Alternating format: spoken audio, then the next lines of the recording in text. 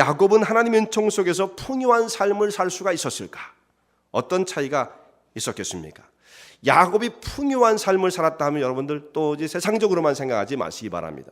이 풍요는 세상적인 구약 시대에는 굉장히 중요한 물질적인 축복도 포함이 되지만 이것은 더 좀 포괄적인, 더 총체적인 모습을 의미하는 거예요. 하나님께서 하나님의 백성들을 더 강건하게 하시고 하나님의 거룩과 영광으로 그의 삶을 채우시는 이런 영적인 부요함, 이것이 더 우선되어야 중요한 것이지 물질적인 풍요만 사람을 풍요롭게 만드는 것은 결코 아닌 것이죠. 여러분 이거에 대해서는 잘 생각하고 깊이 이해하고 계시라고 생각을 합니다. 그런데 왜 하나님께서 야곱을 그렇게 축복을 하셨을까? 왜 하필 야곱인가에 대해서 우리가 생각해 볼 필요가 있습니다. 야곱 같은 사람, 우리가 겉으로 보면 야곱이 그렇게 매력적인 사람으로 보여질까? 그런 생각을 하게 된다는 말씀이에요. 야곱은 사실 교활함이 있는 사람이에요. 교활함이 있는 사람. 그리고 그 심령 속에 그렇게 선한 인간성이 많은 사람으로 보이질 않아요. 두 사람을 딱 놓고 본다면 에서와 야곱을 보면 훨씬 더 겉으로 볼 때는 그렇단 말이에요. 에서가 훨씬 더 이렇게 매력적이에요. 훨씬 더 박력이 있고 남성적이고 힘 있어 보이고 능력이 넘쳐 보이는, 에너지가 넘쳐 보이는 이런 사람이라는 말씀이죠. 그런데 왜 하나님은 야곱을 축복하셨을까? 그런데 사람이 제가 지금 조금 전에 말씀드린 것은 사람의 기준에서 볼 때 그래요. 야곱은 교활하고 이렇게 대단한 이렇게 선하고 착한 것도 없고 인간성이 이렇게 대단히 좋은 것도 아닌데 왜 야곱을 하나님께서 사랑하셨을까? 이렇게 생각하는 것은 인간적인 것이다 이 말씀이죠. 어차피 사람은 다 하나님 앞에서 온전한 사람은 없습니다.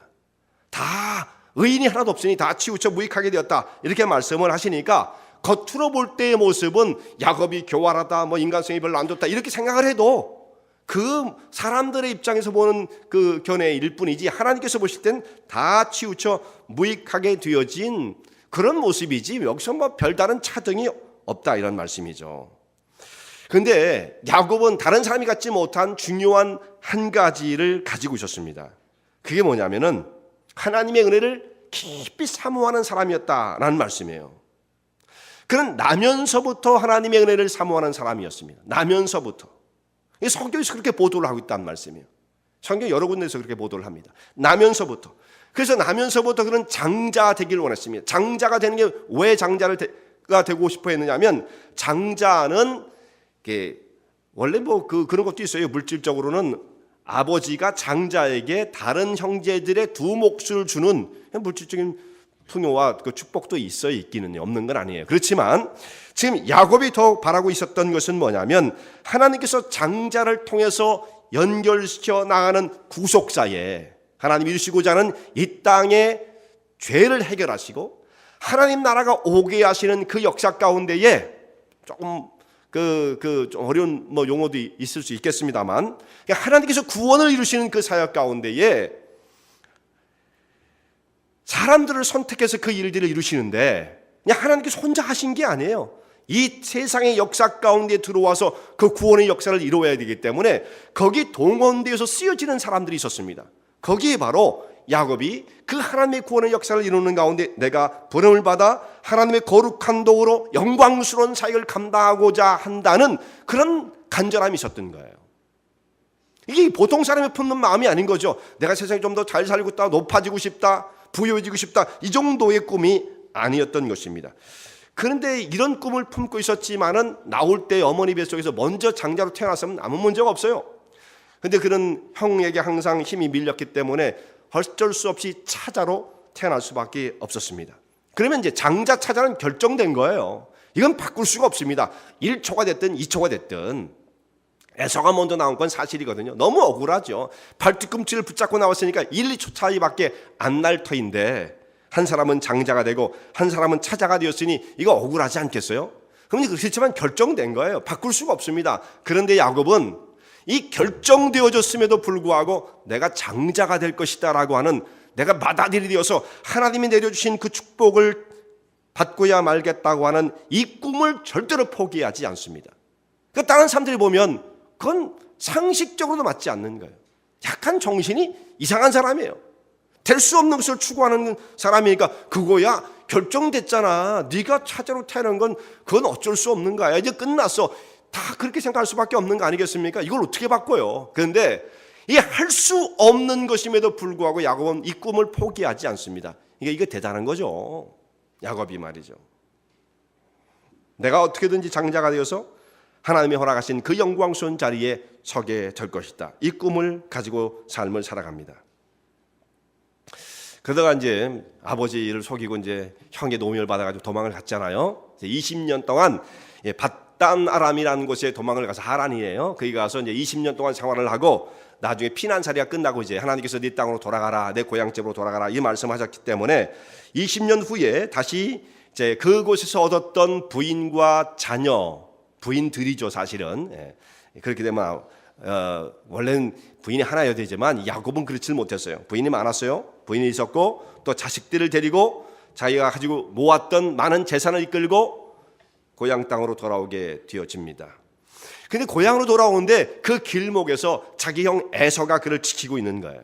그래서 에서가 자기를 지키고 에서 우리 형이 나를 향해서 노여움을 품고 있었는데 아직도 20년이 지났는데 아직도 나를 미워할까? 아니면 그 노기가 풀렸을까? 이게 확신이 안 가니까 사람들을 먼저 보내가지고 에서의 마음이 어떤지를 알아보게 했죠. 종들을 먼저 보냈는데 야곱이 돌아온다는 소식을 듣고 에서가 칼을 빼들고 말이에요. 400명을 데리고 야곱을 잡으러 오고 있다. 이 소식을 전해주지 않습니까? 그러니까 에서는 20년간 뭐를 했어요? 동생 원수를 갖겠다고 그냥 칼을 갈고 이를 갈았어요. 이 사람도 보통 사람이 아니에요. 그 꿈을 품고 동생 죽이겠다고. 그리고 20년을 사는 사람이에요. 야곱은 어떻게 했어요? 평생 하나님의 은혜를 추구하며 그 하나님의 은혜를 받겠다고 살았던 사람이고 동생 죽이겠다는 꿈을 가지고 산 사람하고 이게 비교가 되겠습니까? 삶이? 비교가 안 되는 거죠. 근데 형이 그를 죽이겠다고 400명을 거느리고 오는데 400명도 필요 없습니다. 에서와 야곱은 이건 육체적으로 그렇게 싸움을 벌이고 사냥하는 뭐 이런 스킬에 비하면 그런 것을 생각하면 야곱은 형 앞에 설 수가 없는 것입니다. 뭐 형을 보면 뭐 그건 살아남을 수가 없는 거예요. 400명이 필요 없는 거죠. 그래서 약복강이 도착을 했을 때 이게 어떻게 하면 좋을 것인가? 나는 형을 만나면 이제 죽게 되는데 어떻게 하면 좋겠는가? 그렇다고 해서 다른 데 갈 데도 없습니다. 자기 고향집으로 돌아가야 됩니다.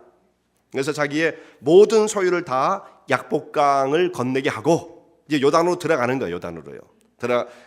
가나안으로 들어가는 것입니다. 요단을 건너서 이 약복강이 요단강 지류란 말씀이죠. 거기 와가지고 자기 모든 소유를 다 건네게 하고 자기만 거기에 홀로 남게 되어집니다. 그리고 이제 밤을 새워 기도를 하나님 앞에 드립니다. 거기서 하나님을 만나게 되고 하나님의 은혜를 체험합니다. 그리고 문제를 해결합니다. 약복강에서 밤을 새워 기도를 드리는데 그 기도를 어떻게 표현하느냐면 야곱이 한 사람과 더불어 밤새도록 씨름을 했다. 창세기 32장의 말씀은 대단히 중요한 말씀이에요. 여러분 뭐 설교 여러분 처음 듣는 건 결코 아닐 거고요. 저도 이 설교를 여러 번 했어요. 앞으로도 여러 번 더 할 겁니다. 너무 중요하니까. 여러 번 더 할 거예요. 그 야곱이 기도를 드리는데 어떻게 하느냐면 밤새 어떤 사람과 더불어 씨름하는 자의 모습으로 그가 기도하는 모습을 표현을 합니다. 근데 이게 굉장히 중요한 모습이에요. 이게 그냥 나온 게 아닙니다. 여러분 사람과 싸울 때의 싸움의 모습이 여러 종류가 있을 수 있잖아요. 이 대결을 벌일 때 어떤 사람이 멀리 서가지고 뭐 주먹을 던진다든지 발을 찬다든지 이렇게 할 수도 있잖아요. 근데 기도의 모습은 그런 모습이 아니에요. 한번 턱 던지고 끝나는 게 아니에요. 기도는 어떻게 하냐면 야곱이 어떤 사람과 더불어 씨름하며 힘을 겨루듯이 붙들고 놓아주지 않는 밀고 땡기는 이런 모습이 기도를 표현하는 가장 적절한 그런 모습이란 말씀이죠. 뭐 발로 찼다, 뭐 주먹을 날렸다, 이것은 그런 건 기도를 설명할 수 있는 것이 아닙니다. 씨름과 뭐 이렇게 레슬링 같은 거 밀고 땡기고 놓아주지 않고 막 붙잡고 늘어지는 이런 모습으로 기도를 표현했던 것이 얼마나 정말 적절한 것입니까? 영적인 모습이 영적인 표현이에요. 정말 이것이요. 근데 이 사람과 씨름을 하는데 이 사람이 누군지를 알잖아요. 이제 천사다 이렇게 돼 있고요. 결국은 이분이 하나님이십니다. 하나님이에요.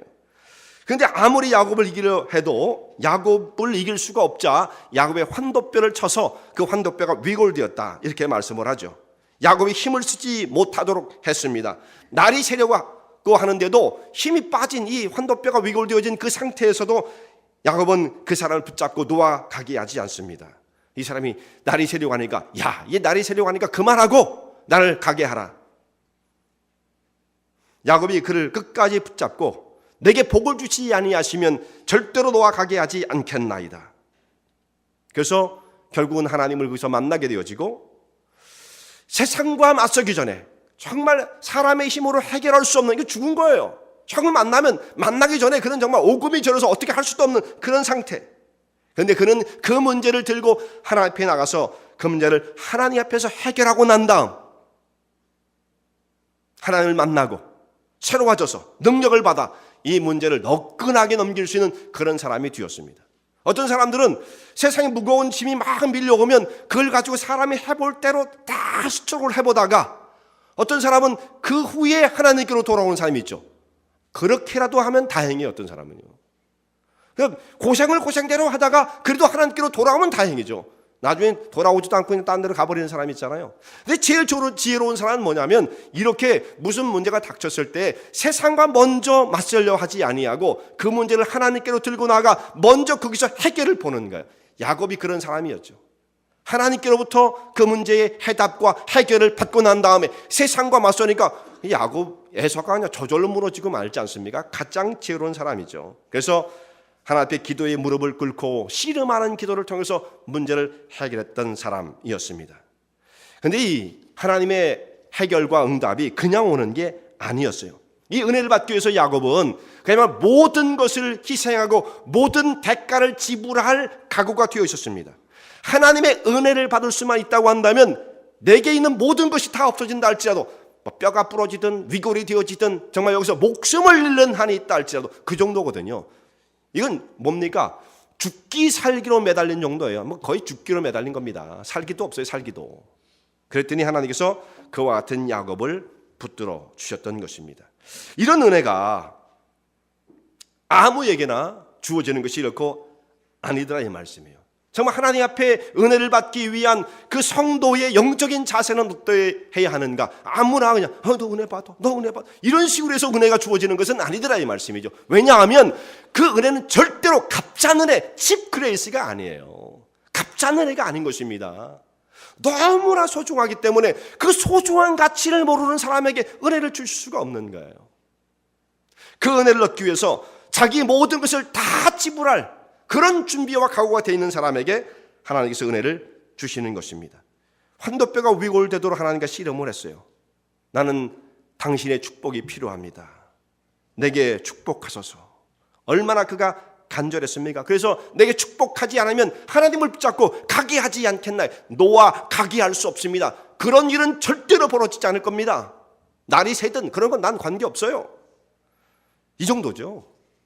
그런데 야곱이 여기서 이렇게 하나님을 붙들고 간절히 기도하는 것이 갑자기 인생의 위기가 닥쳤기 때문에 하나님 살려주세요 했던 것이 아니에요.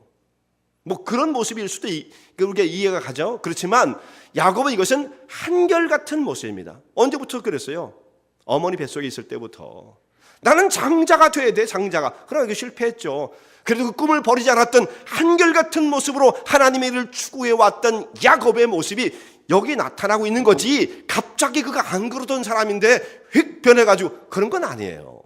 이게 중요한 것입니다. 평상시에 어떻게 그 사람이 하나님을 바라보고 있었는가, 이것이 연결되어서 모든 삶을 지배하고 있는 것이지 갑자기 사람이 달라지는 게 아니에요. 오늘 우리가 우리 심령 속에 어떤 모습으로 하나님을 바라보고 있는가, 이것이 중요한 거죠. 이게 갑자기 생기는 게 아니에요. 1초 만에 생겼다 없어졌다 이런 게 아닌 것입니다. 그 삶의 중심 속에, 영혼 속에 하나님을 어떤 자세로 바라보고 있는 사람인가, 이게 너무나 중요한 거예요. 정말 야곱 같은 마음을 품을 수 있다고 한다면 얼마나 귀한 것입니까? 절대적으로 하나님을 바라봐야 하는 그 시간에 우리는 하나님을 의지하지 못한 채 그냥 세상적으로 쫓기고 무력감에 빠지고 허탈하고 그냥 마음이 허전하고 슬프고 외롭고 정처 없고 그럴 때가 참 많잖아요. 마음이 쓸쓸하고 점점 그렇게 뒤로 가다 나중에 어떻게 됩니까? 마지막에 가면 멀리 가버리고 참 안타까워요.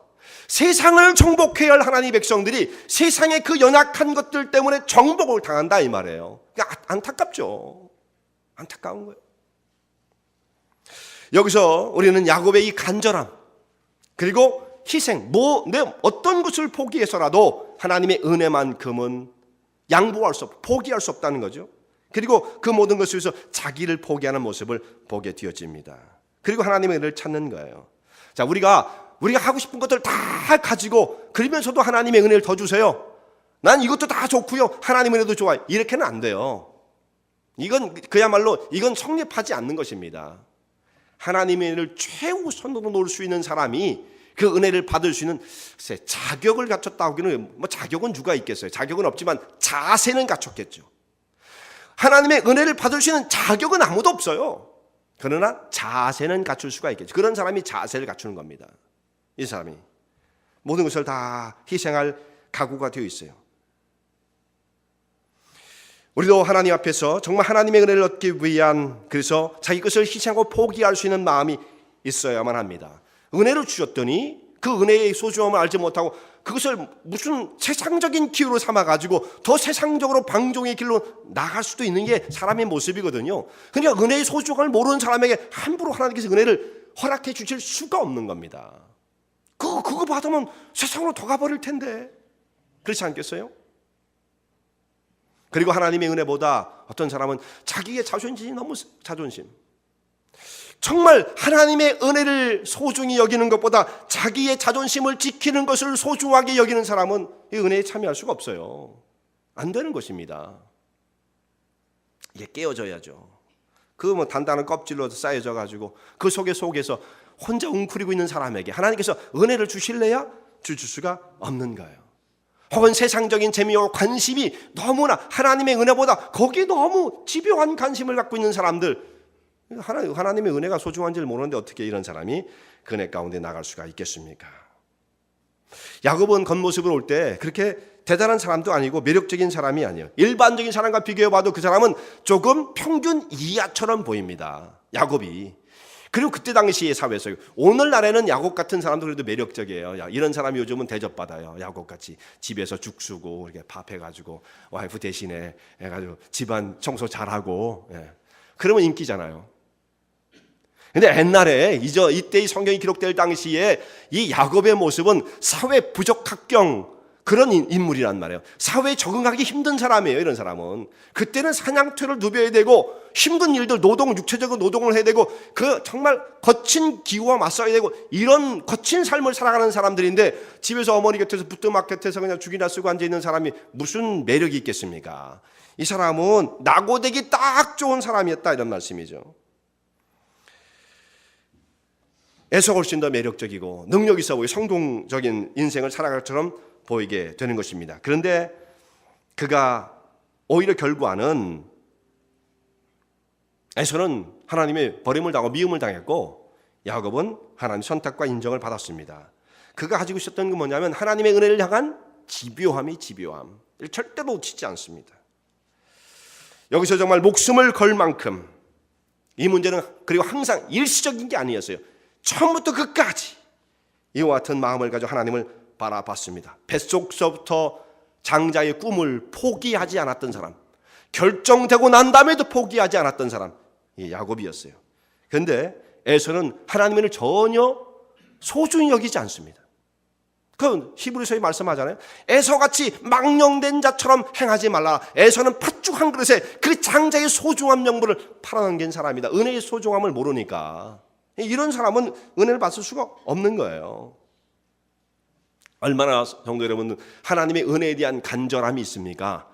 여러분 바울을 여러분 잠시 생각해 보세요. 바울 하나님의 은혜를 더 얻기를 원하고 예수 그리스도의 그 은혜 가운데 더 깊이 참여하고자 하는 마음을 가졌을 때에 사도 바울이 뭐라고 말하냐면 나의 가진 모든 것들을 배설물로 여긴다, 이렇게 얘기를 했습니다. 배설물로 여긴다. 근데 그가 배설물로 여긴다고 했던 그 대상이 뭐였느냐면 우리는 세상에 지금 대부분의 사람들이 그것만 하면 최고예요. 그것만 얻으면 더 이상 우리는 바랄 것이 없다고 생각했던 것들을 사도 바울은 다 가지고 있었습니다.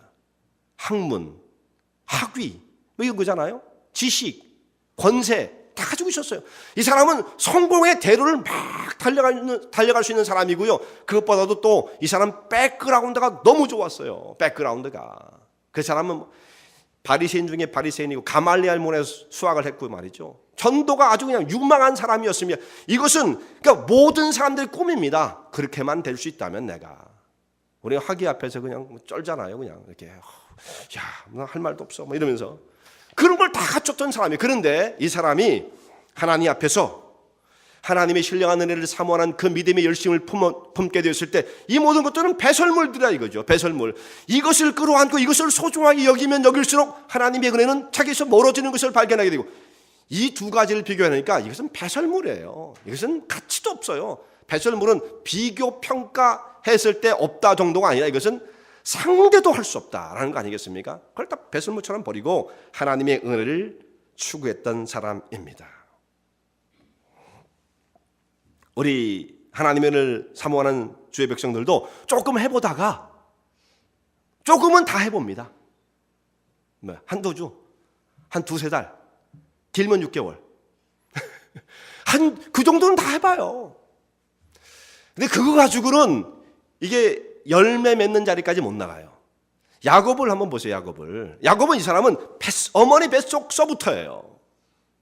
그것이 어떨 때는 좀 가려져 있었지만 세상 살다가 너무 정신이 없어 이것이 가려져 있을지 모르지만 그래도 끝까지 하나님의 은혜를 사모하는 이 마음은 변하지 않고 품고 있었던 사람, 이게 그의 가장 소중한 꿈이었던 것입니다. 이건 포기할 수 없어요. 야곱의 환도뼈가 위골드였습니다. 그러면 붙잡지, 그걸 붙잡고 놓아주질 않아요. 이게 뭘 의미합니까? 내 모든 것을 다 가져간다 할지라도 하나님의 은혜만큼은 포기할 수 없습니다. 그런 자세였다는 말씀이죠. 이런 사람에게 하나님께서 은혜를 부어주시는 것입니다. 환도뼈가 어디냐면 이 사람에게 넓적다리에서 뼈가 올라가잖아요. 그것이 이제 이 힙에 엉덩이 뼈가 만난단 말이에요. 거기 만나는데 이렇게 사켓이 있습니다. 여기에 이렇게 딱 이게 여기 굉장히 힘이 이제 많이 받게 되기 때문에 이렇게 돼 있어요. 동그란 데에 뼈가 딱 박혀 있죠. 바로 그 부분이 환도뼈예요. 거기가 위골드였다 했는데 하나님이 치심으로 위골드였는데 뼈가 부러진 건 아닙니다. 그냥 하나님께서 한번 치시니까 뼈가 부러짐으로 또 이렇게까지 넘어나가면 안 돼요.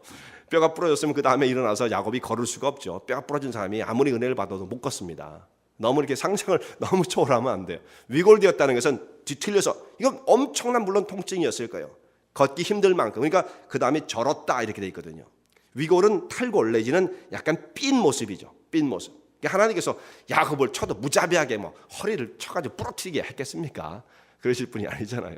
그래서 위골드였다는 의미는 이게 좀 트위스트 돼가지고 그가 힘을 쓸 수 없는 상태, 이런 상태를 의미해요. 근데 그렇게 힘을 쓸 수 없어요. 다리를 이제 못 쓰니까 그냥 하나님을 붙잡고 놓아 가게 하지 않습니다. 은혜를 사모하는 열심이죠. 날이 세려하니 이제는 나를 놓아 가게 하라. 멈추고 나를 놓아 가게 하라. 나는 가야 한다. 아닙니다. 내게 축복하소서. 내게 축복하지 않으면 가게 하지 않겠나이다. 얼마나 간절합니까? 얼마나 정말 단호합니까? 절대로 놓아 가게 할 수 없습니다. 자, 이런 마음을 가지고 이런 자세의 중심을 가진 사람에게 하나님께서 은혜를 부어주십니다. 근데 이때 하나님께서 야곱에게 야곱을 긍휼히 여기시고 그 간절함이 보이잖아요. 불쌍하죠 정말. 하나님만을 처절하게 바라보는 이 영혼 불쌍하잖아요. 하나님이 우리를 왜 이렇게 구원하신 줄 아세요? 사랑하셔서도 있지만 사실은 불쌍해서 불쌍하잖아요. 불쌍해. 치근히 여기시는 마음. 긍휼이 그 마음이잖아요. 불쌍해. 그런 마음. 이 그렇게 은혜를 달라고 그렇게 하고 있는 야곱을 데려다보고 있으니까 하나님께서 불쌍하실 거 아니겠어요? 불쌍해. 그래서 야곱에게 물으십니다. 야곱아 그렇게 말씀하지 않고 내 이름이 무엇이냐? 하나님이 알고 계시면서도 내 이름이 무엇이냐? 하나님께서 갑자기 야곱과 씨름하다가 씨름을 멈추고 놓은 건 아니야지. 그런데 그 이름을 물으시는 이유가 무엇입니까? 밤새도록 씨름을 하긴 했는데 약복강의 이 사람이 도대체 이 사람의 정체가 무엇인가? 이 녀석이 누구길래 나를 이렇게 붙잡고 놓아주질 않아? 도대체 너 누구야? 이 뜻은 아니에요. 너 누구야? 몰라요? 하나님 모르셔서 물어보시는 것은 결코 아니신 거죠. 지금 나와 씨름하고 있는 하나님 입장에서 볼 때 나와 씨름하고 있는 그 대상자가 야곱이라는 걸 하나님은 너무나도 잘 아십니다. 한 번도 하나님은 야곱을 잊어 보신 적이 없어요. 그러면 하나님은 약속을 안 지킨 거예요. 만약에 야곱을 잊었다고 한다면, 베델에서 하나님께서 야곱을 만나 주셨을 때 뭐라고 약속을 하십니까? 중요한 약속 3가지가 있었다고 그랬죠. 마지막에 그랬잖아요. 내가 너와 항상 함께 할 것이다. 내가 어디로 가든지 내가 너와 동행할 것이다. 너를 평안히 다시 아버지 집으로 돌아오기까지 너를 보호하고 너를 떠나지 않을 것이다. 항상 같이 하겠다고 말씀하시지 않았습니까? 그랬던 하나님께서 지금 씨름하는 사람이 누군지를 모르신다면 약속을 어긴 거죠. 그러실 수가 없죠. 야곱인 걸 너무나 잘 아시는 거예요. 그런데도 불구하고 왜 여기서 내가 누구냐, 이름이 무엇이냐, 이름을 물으시는 이유가 무엇이겠습니까? 그때 야곱이 하나님을 향해서 야곱입니다, 이렇게 대답을 드렸어요. 야곱입니다. 야곱이니이다. 이렇게 영어로 말하면 그냥 제이콥 이렇게 했죠. 그냥 히브리어도 뭐 그냥 제이콥 뭐 이런 식으로 대답을 드린 거예요. 근데 이 이름은 단순하게 그냥 자기 이름이 이것입니다라고만 대답하는 의미가 아니라는 것입니다. 야곱이라는 그 말의 의미가, 야곱은 왜 지어졌습니까? 어머니의 배에서 형의 발뒤꿈치를 붙잡고 나온 자, 발뒤꿈치를 붙잡는 자라는 의미거든요. 여러분, 발뒤꿈치를 붙잡으면 어떻게 되세요?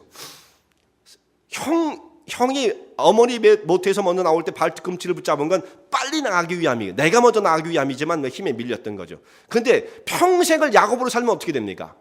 지금 여러분이 어떤 사람 발뒤꿈치를 붙잡으면 어떻게 돼요? 그 사람 넘어지겠죠. 이 발뒤꿈치를 붙잡는다는 의미는 바로 그런 의미입니다. 뒤에서 발을 걸어 넘어뜨리는 자예요. 그러니까 정정당당하게 이렇게 딱 맞서는 것도 아니고 항상 뒤로 와가지고 살짝 발을 잡아가지고 넘어뜨리는 사람으로, 야곱의 이름이 이 이름을 가지고 평생 사는 사람이에요. 근데 그 일생을 한번 보세요. 야곱이 그런 식으로 살았지. 형을 속이잖아요. 교묘하게, 수단 좋게, 찬스 한 번 온 기회는 다시 오지 않는다. 그래가지고 고기를 딱 잡아가지고 그냥 팥죽 한 그릇에 장자의 명분을 사버리잖아요. 또 호시탐탐 노리고 있다가 언제쯤 아버지의 축복을 받아야 할 것인가. 어머니가 물론 더욱이 앞서 있었지만 하여튼 공모를 해가지고 아버지를 철저하게 속인 다음에 제가 에서입니다. 목소리도 좀 바꿨겠죠. 야곱입니다 이렇게 안 하고 제가 에서입니다 그러고 들어갔겠죠. 그러니 철저하게 아버지를 속인 다음에 장자의 명분, 장자의 축복을 받아낸단 말이에요. 그러니까 그런 식으로 살았어요. 자기는 정말 자기가 원하는 바, 목표를 이루기 위해서라면 수단과 방법을 가리지 않는 모든 것을 다 동원해서 내가 이루고자 했던 것을 이루었던 욕심 많은 사람이 야곱이었죠. 그 과정에서 많은 사람이 넘어졌던 거예요. 피해를 당했던 것입니다. 고통을 당할 수밖에 없는 것입니다. 그러나 어디로 가든 하나님의 은혜만 받으면 돼. 그건 아니에요. 그건 아닙니다, 여러분. 그 은혜 받는 과정도 정당해야 되는 거예요. 장자의 명분을 받아내는 것도 정당해야지. 야, 그렇게 해서라도 야곱이 장자의 명분을 받아내니까 참 훌륭해. 우리는 그건 훌륭하다고 말할 수는 없습니다. 그건 잘못된 방법이었어요. 그러니까 그 대가를 치르는 거죠, 이 사람이요. 그가 그런 방법을 쓰지 않았다 할지라도 하나님의 섭리와 역사 속에 우주 만물을 운행하신 하나님은 얼마든지 그를 장자로 만드실 수가 있었을 터인데 그러니까 그걸 믿지 못한 거죠. 그러니까 인간적인 생각이 너무 앞섰어요. 그래서 늘 다른 사람을 붙잡아 넘어뜨리는, 정정당당하지도 않은 채 뒤로 와서 사람을 교묘히 속이는 이런 인생의 길을 걸어갔던 사람이 야곱이에요. 그러니까 자기가 하나님, 제가 야곱입니다, 이 말 속에 저는 형을 속였고요, 아버지를 속였고요, 제가 원하는 것을 얻기 위해서라면 뭐든지 할 준비가 되어 있는 사람, 저는 그런 인생을 사는 사람입니다. 여기에 이 야곱이라는 말 속에 자기 삶이 쫙 들어있는 거죠. 우리가 그런 얘기들 많이 하잖아요. 어떤 순간에 하나님 앞에 딱 섰더니 자기 과거의 경력들이 필름처럼 쫙 지나가더라, 그런 얘기 하지 않습니까? 이게 제가 야곱입니다, 이 말 속에 자기가 살아왔던 모든 삶이 그냥 필름처럼 쫙 지나가는 거예요. 그걸 더듬어 보니까 자랑할 만한 것은 하나도 없어요.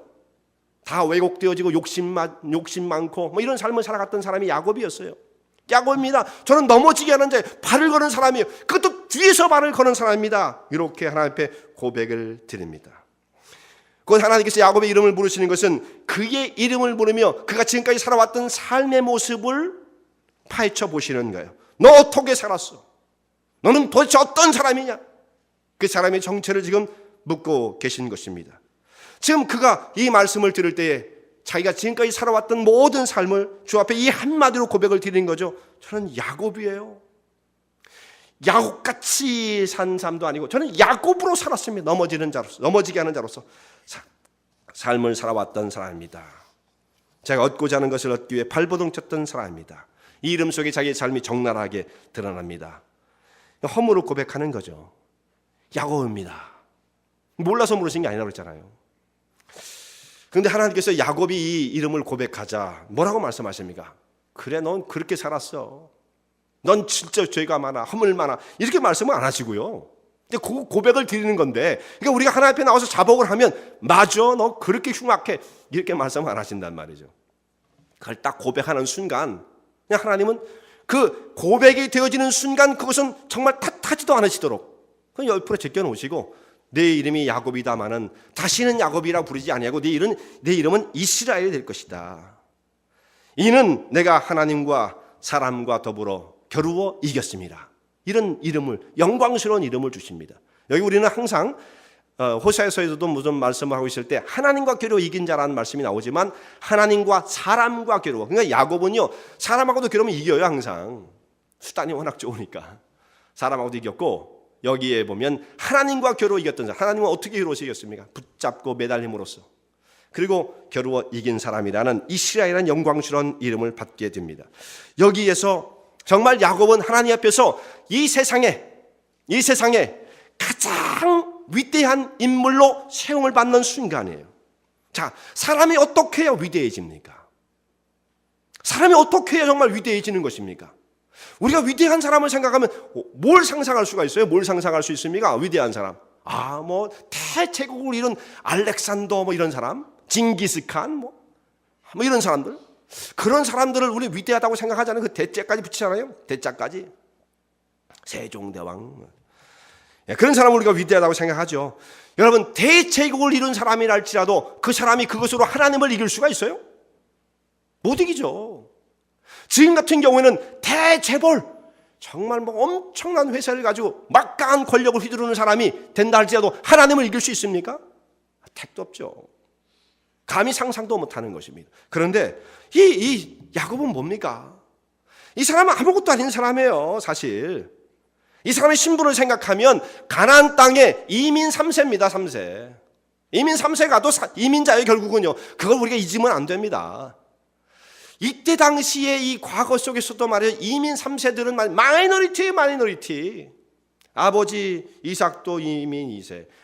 그 위로 올라가면 할아버지 아브라함 이민 1세. 이민자의 삶을 살았던 사람이에요. 그러니까 어디를 가나 자기는 마이너리티고 형에게 또 밀려서 차자로 태어났고 자랑할 만한 것이 아무것도 없는 사람이에요. 외점촌의 집으로 무서워 도망을 쳤던 도피했던 삶을 살았던 사람이지만 여기에 와가지고 하나님 앞에 무릎을 꿇고 씨름하는 기도를 한번 드리는데요. 이게 물론 한 찰나는 아니지만 평생 추구해왔던 삶이 이렇게 반영된 것이지만 하여튼 이 자리에서 그가 하나님을 만나게 됨으로써 그의 인생의 토롤리 변하는, 그 인생이 완전히 바뀌어지는 그런 영광스러운 체험을 하게 되어지는 것입니다. 사람이 어떻게 위대해질 수가 있어요? 사람이 인간의 노력으로 뭘 바꾸면 뭘 얼마나 바꿀 수 있습니까? 인간적인 노력을 하지 말라는 건 아닙니다. 그것이 필요해요. 우리는 성실하게 살아야 합니다. 그러나 그것까지죠. 에서는 그렇게 안 산주하십니까? 에서도 그렇게 살았어요. 그렇지만 하나님의 은혜가 없다고 한다면 하나님의 긍휼과 은혜로 그의 삶을 이렇게 위대하게 세워주지 아니하시면 사람은 그냥 거기에 머무르고 마는 거예요. 정말 한 인간이 하나님 앞에 완전히 바뀌어지는 순간, 창세기 32장 약복강에서 하나님을 만나는 사건이죠. 자, 우리도 이 세상에 살면서 어려운 일들이 수없이 우리 삶 가운데 찾아옵니다. 인간의 힘으로는 도저히 해볼 수 없는 일들이 막 밀려오잖아요. 건강의 문제라든지 애들 말 안 듣지 그 큰 문제죠. 재정적인 문제 있지. 이런 일들이 우리의 삶 가운데 항상 내 힘으로는 도저히 해볼 수 없는 문제들이 닥쳐옵니다. 그러나 아무리 연약한 자라 할지라도 하나님의 은혜를 사모하고 정말 여기 죽기 살기 빼자고요. 죽기로 매달리면 하나님 그런 사람을 살려주세요. 그런 사람을 적당히 하다가 한 일주일쯤 2주일쯤 길게 간 사람 한 6개월. 그렇게 열심히 내다가 나중엔 다 허물어지고. 그렇게 되어지면 하나님의 은혜를 사모하는 사람이에요. 그 정도 6개월 정도 추구해 볼 정도의 가치입니까? 하나님의 은혜가? 한 1년쯤 열심히 해보면 되는 정도의 하나님의 은혜입니까? 야곱은 평생을 하나님의 은혜를 사모하며 매달리며 살아갔던 사람입니다. 근데 그렇게 되어지면 하나님께서 정말 이 위기를 바꾸어 기회로, 은총의 기회로 바꿔주신다는 말씀이에요. 연약했던 사람이 새로운 힘을 얻고 담대해져서 세상을 정복하는 자의 모습으로 세움을 입게 되어집니다. 그러니까 하나님의 은혜를 만날 수 있는, 체험할 수 있는 절호의 찬스에 이때가요. 허리케인이 오면 사람들이 다 무서워하잖아요. 허리케인. 그냥 1등급, 2등급 막 이렇게 해가지고 등급을 매겨놓고 카테고리로 만들어놓고 A급 태풍 뭐 이런 게 그렇게 우리가 이름을 붙이지 않습니까? 정말 강력한 폭풍이 일어나면 사람이 뭐 떠나갈 정도로 집이 다 날아가니까 나무가 뿌리채 뽑히고 말이죠. 이렇게 허리케인이 몰려오면 피해가 너무 크고 우린 정말 바람 부는 것만 봐도 심란해집니다. 근데 정말 집이 날아갈 정도면 얼마나 두렵겠어요. 목숨을 잃을 수도 있는 거죠. 근데 이런 태풍이 이렇게 피해만 주는 게 결도 아니더란 말씀이에요. 일어나 피해만 주는 게 아니라 바다가 있으면요, 바다에 이 폭풍이 간헐적으로 일어나. 이게 매일 그렇게 폭풍 불면 못 살죠. 근데 이것들이 가끔 일어나야 바다가 생명을 유지할 수가 있는 거예요. 바다가 파도가 계속 치니 파도가 안 치면 물은 썩습니다. 죽습니다. 근데 그 정도 파도와 조류만 가지고, 해류 이 정도만 가지고도 바다가 건강을 유지할 수가 없어요. 그러니까 우리 뭐 한국에서 들려오는 소식, 여기 루이지애나 쪽도 마찬가지입니다. 그러니까 그쪽에 가끔 태풍이 부는 거예요. 그쪽에 물이 이렇게 고여 있는데 가만 정체되어 있으면 거기에 적조, 물이 썩어가는 겁니다. 생명이 다 죽는 거예요. 그때에 강력한 태풍이 와가지고 한 번을 쓸어가면 다른 데 피해가 있긴 있지만은 거기에 물이 완전히 정화가 되어지는 거죠. 생명이 살아날 수 있는 그런 컨디션으로 바뀌어지게 되어지는 것입니다. 바다가 깨끗해지잖아요. 태풍이 불 때 바다를 정화시키는 것처럼 우리 공기도 그렇죠. 미국은 원체 공기가 좋으니까 뭐 그걸 우리가 걱정하지 않고 살지만 한국 다녀오신 분들 중에 아유, 내가 웬만하면 한국도 한번 살아보려고 그랬는데 도저히 공기 때문에 못 살겠다 하고 포기하고 오신단 말이에요. 아유, 나는 은퇴하면 한국 가서 살래요. 그런 분들은 한국 가서 못 사세요. 절대 그런 생각하지 마세요. 공기가 나빠서 뭐세요? 공기가 나빠서. 숨 막혀서 거기 가면 딱 숨이 벌써 막히기 시작하는 거예요. 저도 한국을 떠난 지 오래됐습니다만 그때 제가 있을 때만 해도 한국이 얼마나 공기가 나빴습니까? 이렇게 보면 제가 있었던 그 교회가 남산이 이렇게 보이는 교회였는데 남산이 이게 저기 남산이야 할 정도로 안 보일 정도로 이렇게 보여요. 그러다가 그냥 바람이 세게 불고 태풍이 오고 비가 오고 난 다음에 그 다음날 아침에 정말 철야 기도를 끝나고 이렇게 아침에 일어나가지고 남산을 보면 눈앞에 와서 보일 때가 있단 말이에요. 이렇게 깨끗하구나. 깜짝 놀라죠. 자, 이런 식으로 정말 강력한 태풍이 불어서 그 탁한 공기를 다 불어내고 새로운 공기를 가져다 거기에 생명을 불어넣게 되면 그 환경이 어떻게 되어집니까? 더 시원하게 되는 거죠. 더 생생해지는 것입니다. 살만한 것입니다. 상쾌하게 되는 것입니다. 야곱의 인생 가운데서도 이렇게 간혹 태풍이 불어, 태풍 자체는 고통스럽지만 이것을 어떻게 견디느냐에 따라서 그의 인생이 상쾌하게 변하는 거예요. 시원해집니다. 문이 그냥 시원하게 열리는 거예요. 그러나 많은 사람들이 다 이렇게 삶을 살아가는 건 아니에요. 어떤 사람은 그 태풍에 딸려가 버리고 마는 거죠.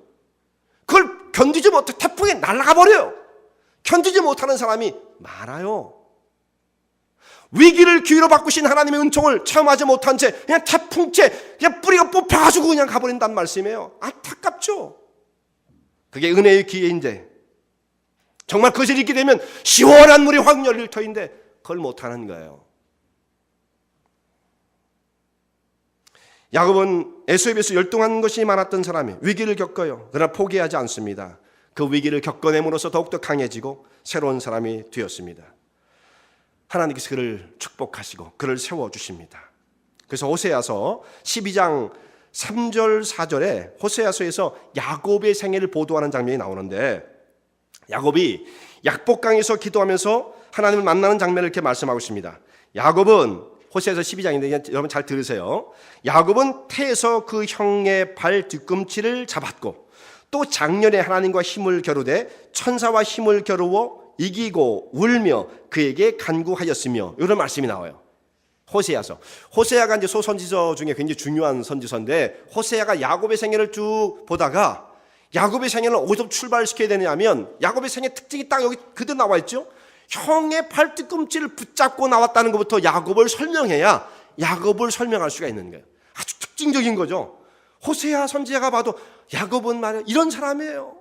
어려서 어머니 뱃속에서 나올 때 태에서부터 형의 발뒤꿈치를 붙잡고 장자권을 포기하지 않으려고 했던 그 사람, 집요함, 은혜에 대한 추구, 이것이 그 사람의 특징이었다는 거죠. 굉장히 중요한 문제입니다. 그런데 그것을 언급하고 나서 하나님과 대결했다는 장면이 나오죠. 하나님과 겨루어 이겼다. 그런데 어떻게 됐냐면 겨루어 천사와 힘을 겨루어 이기고, 여기까지는 좋아요. 그런데 그 뒤에 뭐가 나와요? 울며가 나옵니다. 이겼으면 승리의 환호를 불러야 되는데 왜 울며가 나와요? 울며. 왜 울었을까?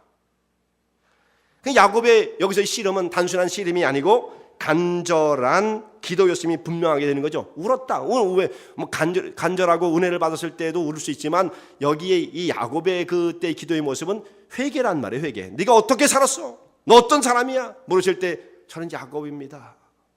야곱입니다. 그렇게 말씀을 드렸던 그 기도의 모습을 바라보고 있는 거죠.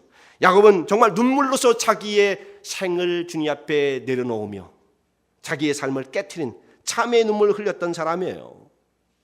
이게 인생을 바꾸는 거예요. 그냥 무조건 간절하게 매달리면 된다.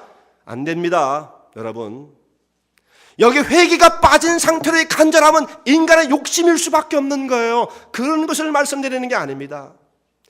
회개가 없는 간절함은 인간의 탐욕이에요, 탐욕. 그러면 안 되는 거예요. 눈물이 있어야 돼요. 참의 눈물이.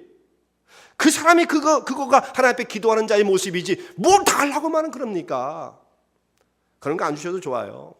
그냥 하나님 앞에 자기의 모습이 노출되어서 깨어지면 그건 뭐 저절로 부어진다니까요. 저절로. 참의 눈물. 눈물로 그 앞에 간구를 드렸을 때에 하나님 그를 야곱을 이스라엘로 바꾸십니다. 여러분 예배를 드릴 때에도 집중이 필요하면 집중이. 이 소중한 시간 정말 집중이 필요해요. 내가 무엇을 정말 하나님 앞에 드리며 나의 삶을 헌신할 것인가? 이 예배를 또 어떻게 하나님을 만날 것인가? 거기서 한 30%는 딴 데가 있고 20%는 딴 생각하고 한 50%만 갖고 예배를 드리면 안 됩니다. 전적으로 정말 산 예배가 되어야죠. 다른 생각하시면 안 돼요. 에서도 운 적이 있어요. 에서도 울죠. 야곱에게 속아가지고 팥죽 한 그릇에 자기 장자의 명분을 넘기고 난 다음 이래도 되는 건가 생각했을지 모르는데 그리고 좀 시간이 지난 다음에 자기 동생이 아버지께 들어가서 자기가 받아야 할 축복을 다 가르쳤다는 걸 생각하고 나중에 아버지께 들어갔더니 깜짝 놀란 아버지를 보고 내가 이제 에서가 왔단 말이냐. 나는 벌써 너가 그 전에 온 줄 알고 야곱에게 모든 축복을 다 부었는데 너에게 무슨 축복을 할 수 있단 말이냐.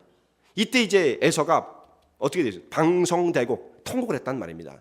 눈물 흘리면서 막 통곡했어요. 아버지, 저에게 주실 축복을 남기지 않았단 말입니까? 저희도 축복을 해주세요. 저희도 축복을 해주세요. 저에게도. 그래서 막 아버지를 붙잡고 막 울지요. 근데 여기서 에서도 울어요. 이게 에서의 눈물은 어떤 눈물입니까? 이게 무슨 눈물이에요? 증오의 눈물이 증오의 눈물. 그래서 20년간 동생을 죽이겠다 칼을 갈았던 사람이잖아요. 이렇게 삶을 살면 그 사람은 무슨 열매를 맺겠습니까? 이런 눈물은 인생을 못 바꿉니다. 그냥 불만과 원망과 짜증으로 그리고 자기 칼을 믿고 정말 평생 살다가 에돔 족속의 조상이 되어서 산꼭대기에 가서 거하는 그런 사람이 되고 마는 거예요. 바위 틈에 거하는 사람. 참 안타깝죠? 이 에서의 눈물은 참의 눈물이 아니에요. 원통과 원망의 눈물이었습니다. 그런데 이것은 사람을 하나도 변화시키지 못해요. 근데 하나님 앞에서 참의 눈물을 흘렸던 사람, 울며 히브리서요 호세아서 12장에 나오는 이 말씀, 그러니까 울었다. 참의 눈물을 흘린 그 사람은 하나님께서의 삶을 바꾸십니다. 이 눈물은 하나님의 마음을 감동시킵니다. 이 눈물이 하나님을 감동시키. 불쌍하잖아요. 그런 사람이 불쌍한 거예요. 원통하다고 우는 것, 야, 넌 네 주제도 모르고 네 바보 같은 짓 하고 그러고 운다고 뭐가 바뀌겠느냐? 하나님 아마 그렇게 생각하실 거예요. 야곱이 우는 것은 그냥 불쌍하잖아요. 하나님 저에게 긍휼을 주세요. 저는 이렇게 살아는 사람이에요. 어떻게 하면 좋겠습니까? 하나님께서 야곱을 축복하십니다. 어느 모로 보나 에서가 더 남자다운 사람으로 하나님의 사람의 모습으로 세워져서 그가 쓰임받을 것처럼 보이지만 야곱은 에서를 그야말로 제치고 찾아였지만 그가 장자로 세워집니다. 그에게 많은 환난이 왔지만 환난의 기회를 오히려 축복과 은혜의 기회로 바꿨습니다. 그리고 줄기차게 하나님의 은혜를 사모해요. 여러분 조금 해보다가 몇 주, 한 두세 달 그렇게 하지 마세요. 평생 가는 겁니다. 한결같은 모습으로 야곱처럼 그렇게 가야 돼요. 그런 사람에게 하나님께서 은혜를 주시는 거예요. 오늘도 성도들의 삶 가운데 환난이 있을 수가 있어요. 어떤 무력감에 빠질 때도 있습니다. 그런데 그때에 하나님께서는 이 기회를 은혜의 기회로 바꾸실 수가 있습니다. 더 깊이 주님을 사모하고 예비하신 하나님의 깊은 은총의 세계로 나가시는 하나님의 종들 되시기 바랍니다.